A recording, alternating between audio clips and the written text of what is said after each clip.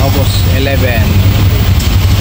Tapos na kami ng Divisoria, halos maghapon sa Divisoria.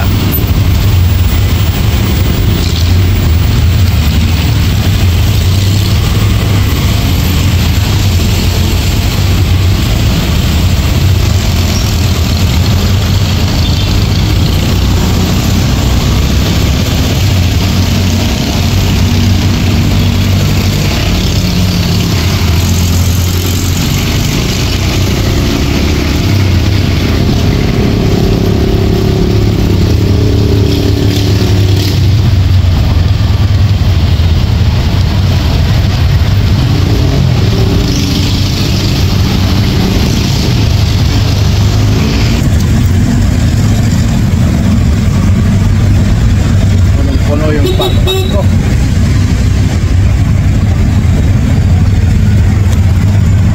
Pagod na si Mrs.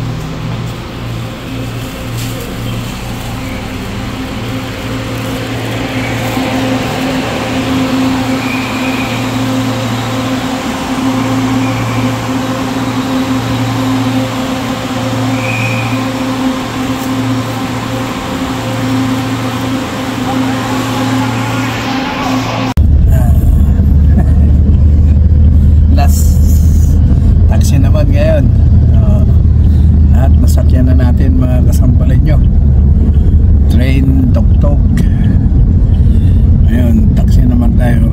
Ito na yung huli. At talagang pagod na rin kami ni Mrs. Anong oras kami umalis sa bahay kanina? Anong oras yun?